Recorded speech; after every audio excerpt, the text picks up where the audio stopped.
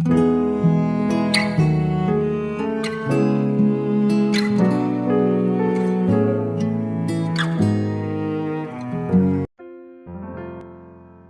saudara yang dikasihi Tuhan Yesus, selamat pagi dan salam sejahtera bagi saudara semua.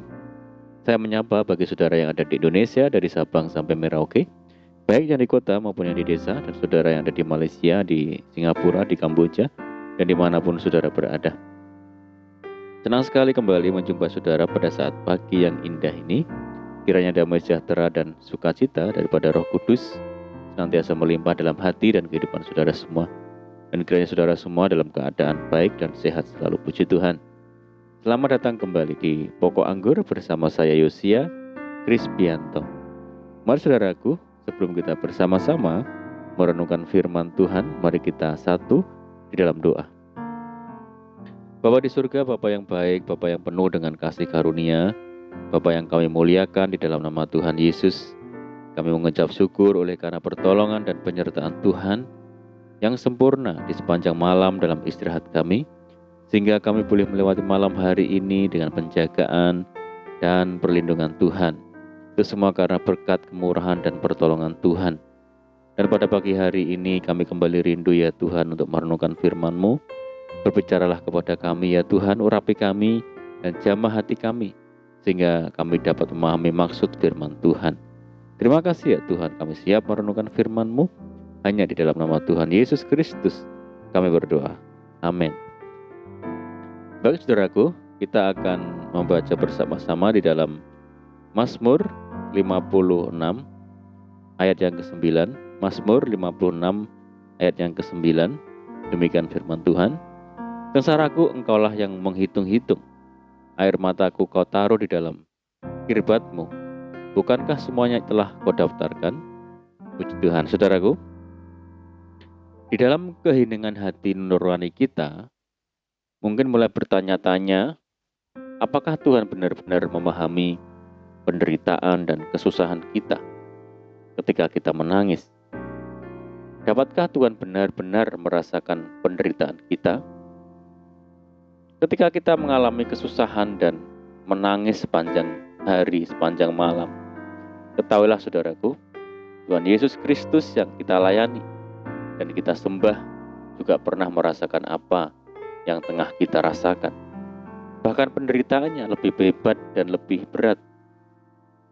Tuhan Yesus Kristus merasakan setiap jeritan hati kita.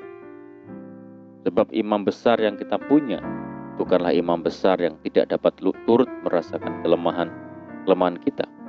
Sebaliknya, sama dengan kita, Tuhan Yesus Kristus telah dicobai, hanya tidak berbuat dosa. Saudara, imam besar agung kita saat ini berjalan menghampiri setiap kita.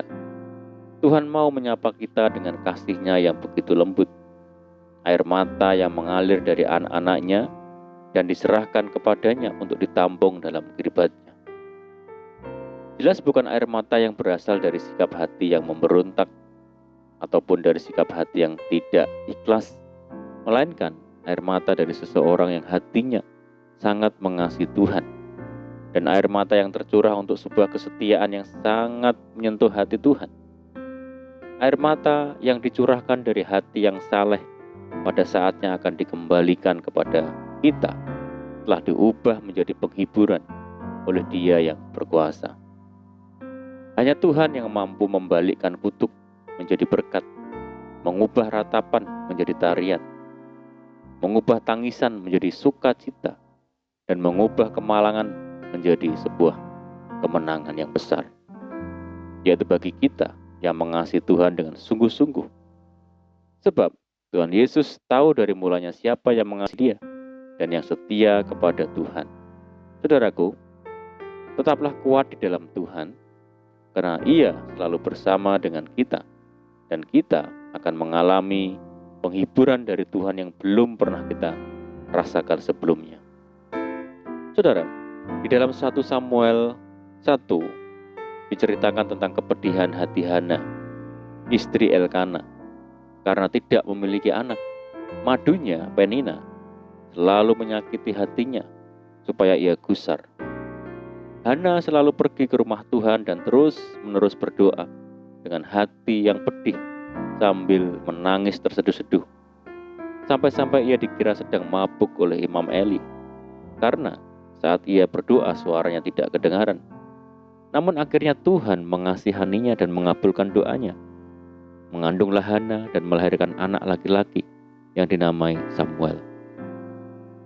Sebagian orang beranggapan bahwa menangis adalah sikap yang cengeng dan manja. Kebudayaan kita juga menuntut laki-laki untuk tetap kuat dalam kondisi apapun dan tidak pantas menangis karena akan dianggap lemah.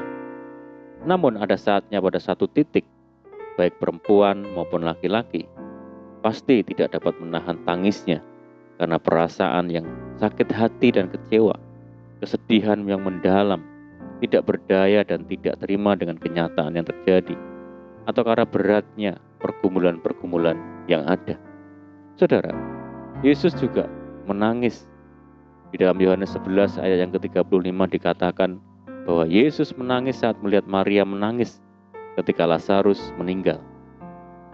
Yesus juga mengenal rasa sakit hati dari sukacita. Karena itu ia sangat mengerti dengan kesedihan kita. Tuhan Yesus memperhatikan setiap air mata yang kita keluarkan, saudara. Di antara doa permohonan kita atau di antara sesakan yang kita alami, dalam setiap tangisan yang kita keluarkan, mari datanglah kepada Tuhan dan tetaplah memuji Tuhan, karena Tuhan memberikan pengharapan dan menjanjikan penghiburan. Allah yang penuh kasih telah menghapus dosa kita, dan Ia juga akan menghapus air mata kita. Meskipun saat ini kita menabur dalam air mata, namun kelak akan menuai di dalam sukacita. Saudara, firman Tuhan berkata, orang-orang yang menabur dengan mencucurkan air mata akan menuai dengan bersorak-sorai. Orang yang berjalan maju dengan menangis sambil menabur benih pasti pulang dengan sorak-sorai sambil membawa berkas-berkasnya. Amin, puji Tuhan. Mari kita berdoa. Bapa di surga, Bapa yang baik, Bapa di dalam nama Tuhan Yesus Kristus, terima kasih buat firman Tuhan. Terima kasih Tuhan buat kasih-Mu. Tuhan yang telah menampung air mata kami di kirbat-Mu.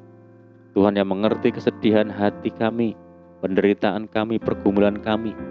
Dan kami percaya Tuhan Yesus yang sanggup mengubah duka cita menjadi sukacita, mengubah kutuk menjadi berkat.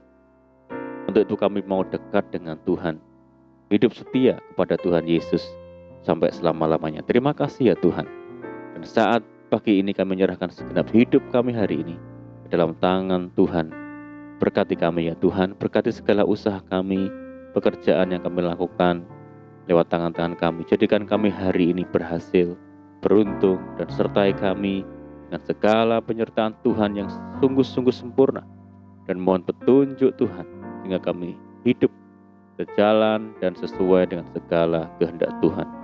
Mari ya Tuhan, limpahi kami dengan sukacita dan damai sejahtera Tuhan hari ini, dan jauhkan kami dari segala malapetaka.